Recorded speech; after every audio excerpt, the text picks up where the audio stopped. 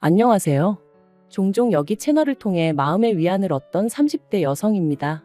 하지만 여지껏 제가 남의 이야기를 들으며 울고 웃을 줄이나 알았지, 제 이야기를 하게 될 줄은 몰랐는데, 답답한 마음을 속 시원히 털어놓고 위로를 받으려니 여기만한 곳이 없네요. 비록 제 얼굴이나 이름은 밝힐 수 없지만 그래도 아끼는 동생이 겪은 일이다 생각하고 들어주시면 감사하겠습니다. 좋은 이야기도 아니고 친정부모님도 저만큼이나 이번 일로 마음을 많이 다치셨다 보니 더 이상 두 분 앞에서 약한 모습은 보이고 싶지 않아요. 남편하고는 대학 시절부터 알고 지내던 사이였어요. 하지만 급속도로 관계가 진전된 건 제 나이 29 겨울이었습니다.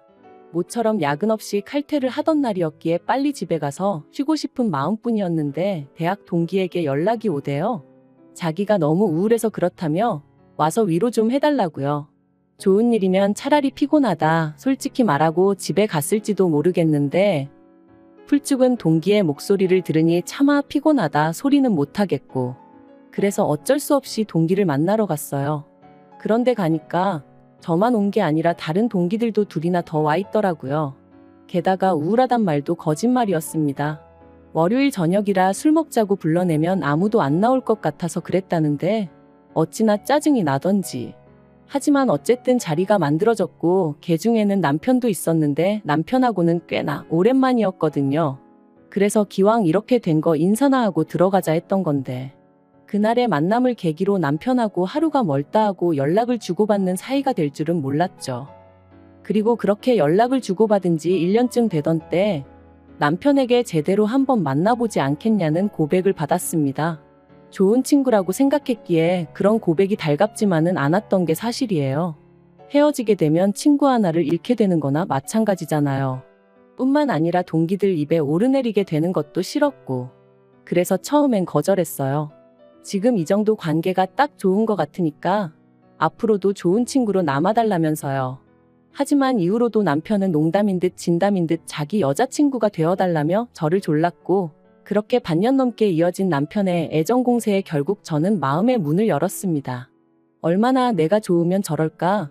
이렇게 나를 좋아해 주는 걸 보니 헤어질 때 헤어지더라도 한번 만나보자 싶더라고요. 연애를 시작하고 저희는 정말 말 그대로 불타올랐어요. 남들이 못 봐주겠다고 할 정도로 닭살 커플이 따로 없었죠. 그리고 결국 자랑은 아니지만 사귄 지 반년 만에 저는 제가 임신을 했다는 걸 알게 되었습니다.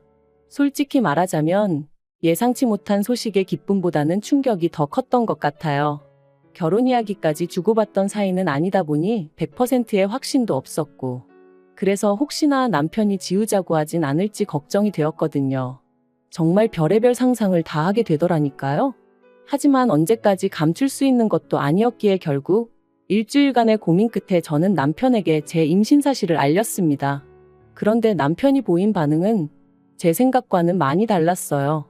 바로 결혼하자 했거든요. 자기는 처음부터 저랑 결혼하고 싶었다면서 자기가 다 책임지겠다고요. 그제서야 비로소 마음이 놓이면서 어찌나 눈물이 나던지 주변 사람들도 의식하지 못한 채 한참을 울었답니다. 하지만 진짜 고비는 그 다음부터였어요. 딸 가진 부모가 죄인이라는 말이 이런 건가 싶을 정도로 저희 친정 부모님께서 저자세로 나가기 시작하셨거든요. 사실 남편이나 저나 객관적인 조건만 따지고 보면 크게 차이가 날 게 없었는데, 그럼에도 불구하고 시부모님께선 당신들이 원하던 며느리감이 아니라는 둥, 제가 당신들 아들을 채갔다며 날강도가 따로 없다는 둥 막말을 해대셨는데, 그런 시부모님 앞에서 친정부모님께선 제대로 반박 한마디 안 하셨거든요. 그래서 제가 왜 그런 이야기를 듣고도 가만히 계셨냐니까 다 저를 위해 그러셨다는 거예요. 시댁 쪽에서 갑자기 결혼 못 시킨다 하면 말 그대로 제가 신세 망칠까봐 그러셨다나요? 그리곤 덧붙이시길, 아무리 세상 사람들이 요새 파혼이고 이혼이고 흠이 아니라지만 요즘엔 혼수로 혼전 임신해 간다지만 그래도 어른들 생각엔 그런 게 아니다 하시더라고요. 그리고 그렇게 말씀하시는 친정부모님께 제가 무슨 말을 할 수 있었겠어요? 이날이 때까지 잘 키워주셨는데 하루아침에 제가 다 망쳐놓은 것 같아 죄송한 마음뿐이었지요. 한편 신혼집은 양쪽 부모님께서 반반씩 부담하여 장만해 주시기로 하셨습니다만 양가 다 이런저런 사정으로 돈을 마련하는데 시간이 필요한 상황이었어요. 그래서 일단은 원래 지내던 대로 지내다가 신혼집이 마련되면 그때 살림을 합치기로 했죠. 그리고 며칠 뒤 저는 어디 드라마에서도 못 들어본 말 그대로 거지 같은 소리를 들었습니다. 하루는 어머님께서 저한테만 연락을 해오셔서는 따로 좀 만났으면 좋겠다고 하시더라고요. 그래서 바로 그날 저녁 퇴근하고 어머님을 만났는데 어머님께서는 제가 언니 부부와 같이 지내고 있다는 얘기를 들으셨다며 언제부터 그렇게 살았는지와 같은 것들을 물어보시더라고요. 그래서 저희 친정부모님이 귀농하신 이후로 언니랑 둘이 살다가 언니가 결혼하고선 셋이 살게 되었다 말씀드렸어요. 그랬더니 저더러 언니네 부부 사이에 꾸역꾸역 얹혀 사는 이유가 뭐냐는 거예요. 꾸역꾸역이라는 표현이 듣기에 거슬렸지만 얹혀 사는 건 제가 아니라 언니네 부부라고, 언니네 부부가 사정이 있어서 나가질 못하고 있는 거라고 말씀드렸죠. 하지만 어머님이 계속해서 아무리 그래도 형부라는 사람하고 너는 피 한 방울 안 섞였는데 한 집에 있는 게 이상하단 생각은 안 드냐 하시질 않나? 남녀 사이라는 게 불붙는 건 순식간이라며 내 아들하고도 결혼 이야기가 나오기도 전에 일을 저지르지 않았냐. 결국 듣다 못한 제가 도대체 하시고 싶은 말씀이 뭐냐고 단도직입적으로 여쭸어요. 그러자 어머님께서 네 형부랑은 아무 일도 없었냐는데 너무 더럽고 역겨워서 속이 다 미식거리더라고요. 그리고 지금 돌이켜 생각해보면 아줌마 제정신이냐고 하곤 그 얼굴에 물이라도 한 잔 끼얹었어야 하는데 그땐 정말 화가 나는 것도 나는 거지만 뭐랄까 이런 말을 들었다는 자체가 치욕스러워서 손발이 다 부들부들 떨렸거든요. 그래서 간신히 드라마 좀 적당히 보시라고만 했네요. 정상적인 사람들은 그런 생각은 못한다고, 도대체 평소에 뭘 보고 들으시길래 그런 역겨운 생각을 하시는 건지 이해를 못하겠다고 말이죠. 이후로 저는 그렇게 먼저 자리에서 일어나 도망치듯 카페에서 나왔습니다. 그리곤 바로 남편에게 연락해 방금 어머님을 만났다며 어머님이 하신 이야기를 전했죠. 하지만 남편이 보여준 반응은 너무나 실망스러웠습니다. 일단은 만나자며 자기가 저 있는 곳으로 오겠다길래 그때까지는 그래도 역시 남편은 내 편이구나 싶었는데 기껏 와서는 저를 차에 태워놓고 한다는 말이, 시부모님이 예전부터 남편한테 기대가 크셨는데 이렇게 번갯불에 콩구 어먹듯 장가를 가겠다고 하니 얼마나 속이 상하시겠냐는 거예요. 그러니까 저더러 그런 어머님 마음을 좀 이해해드리라나요? 어이가 없어서 당신 입장이나 내 입장이나 시부모님 입장이나 우리 부모님 입장이나 매한가지로 갔다. 하지만 우리 부모님은 당신한테 할 말 못할 말 가려 하시는 거 모르냐 했어요. 그랬더니 그거야 사람마다 성격이 달라서 그런 거랍니다. 그리고는 자꾸 저더러 안 좋게만 생각하지 말라고 애가 다 듣는다나요? 그래서 제가 남편더러 나한테 이래라 저래라 하지 말고 어머님 입단속이나 잘하라고 쏘아붙였어요. 하지만 상황은 그렇게 끝나지 않았습니다. 출산 예정일까지 한 달이 채 남지 않았던 시점이었는데 친정어머니한테 연락이 왔어요. 그리고는 하시는 말씀이 좀 전에 저희 어머님이 이모님하고 같이 오셨다 가셨답니다. 참고로 제 친정은 서울에서 차로 3시간 거리에 떨어져 있고 남편이 주소를 알려드렸대요. 별 생각 없이 그냥 물어보시니 알려드렸다나요? 아무튼 그렇게 오셔서는 저희 친정부모님께 아무래도 제 뱃속에 있는 아이가 당신 손자가 아닌 것 같다면서 유전자 검사를 해봤으면 좋겠다 뭐 그런 식으로 말씀을 하시더랍니다. 혼전 임신한 게 영 신경이 쓰여서 그렇다며 이해해달라고 하셨다는데 저희 친정부모님께서 어처구니가 없어서 그런 쓸데없는 말씀을 하시려고 여기까지 오셨냐? 입 밖으로 떠든다고 다 말이 아니다 한마디 하셨답니다. 그리고는 커피 한 잔 못 드리겠으니 그냥 가시라셨다고요. 그날도 혹시나 당신들이 잘하면 저를 좀 더 아껴주시려나 싶어서 웬만하면 뜻에 맞춰드리려고 했는데 말 같지도 않은 소리에 그때만큼은 정말이지 어머님 머리를 다 잡아뜯어 놓고 싶은 걸 꾹 참으셨다대요. 그리고 그런 이야기를 전해 듣는 내내 저도 온몸이 바들바들 떨렸습니다. 저한테 막말을 하신 것도 부족해 저희 친정부모님한테까지 그러셨다는 걸 용서할 수가 없었으니까요. 그래서 퇴근한 남편에게 어머님인지 나인지 선택하라 했어요. 나는 도저히 어머님하고 잘 지낼 수가 없다고, 어머님 용서 못한다고요. 그랬더니 남편이 한숨을 쉬면서 그래도 시어머니한테 말버릇이 그게 뭐냐더니 자기는 뭐 어떤 선택도 할 수 없다면서 그럼 저만 연 끊고 살라대요. 그리고는 뭐라더라.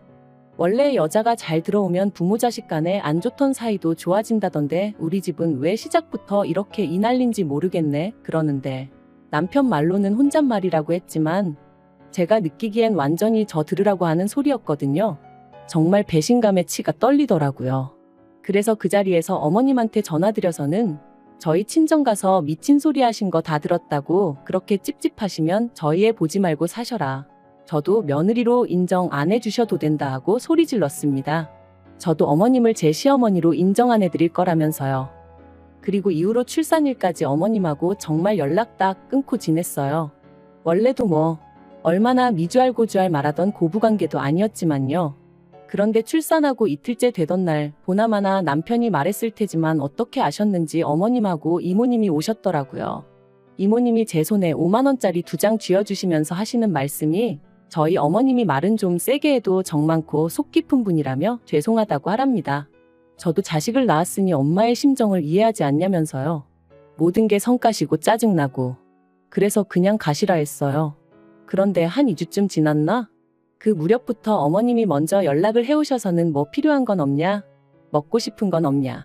그리고는 우리 손자 보고 싶다 그러시는데 사람이 죽을 때가 되면 안 하던 짓을 한다더니 뭐 시한부 판정이라도 받으셨나? 별 생각이 다 들대요? 그리고 말이 나왔으니 말이지만 저는 어머님의 일방적인 태세 전환이 하나도 반갑지 않았어요. 하다못해 미안하다 사과라도 하셨으면 모를까. 대충 어물쩍 넘어가려는 어머님의 태도가 괘씸하고 분할 뿐이었네요.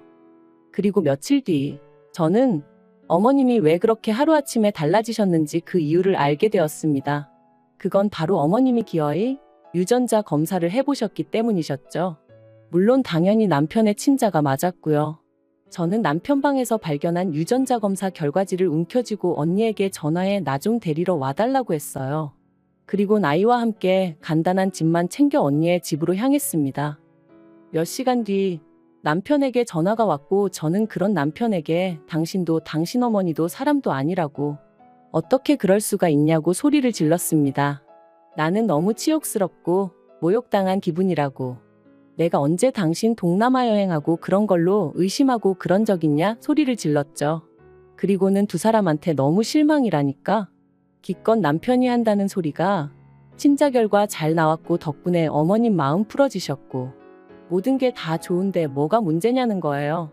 그리고는 저더러 오히려 지금 이를 키우는 사람은 저라면서 이러지 말고 만나서 대화로 풀자 하는데 제가 됐다고 상종도 하기 싫다고 2번 다시 연락하지 말라 했네요. 그런데 바로 이튿날 이번엔 남편이 저희 언니 집으로 찾아왔어요. 그리고는 자기랑 같이 시댁에 가자면서 자기가 어머님한테 사과받게 해주겠다대요. 그래서 아이는 언니에게 맡기고 남편을 따라 나섰습니다. 남편이 애도 데려가자 했지만 제가 너도 시부모님도 아직 내 애 볼 자격 없으니 꿈도 꾸지 말라고 했어요. 그리고 그렇게 시댁에 도착했는데 어머님은 제대로 사과를 하시기는커녕 오히려 당신이 서운하다, 억울하다.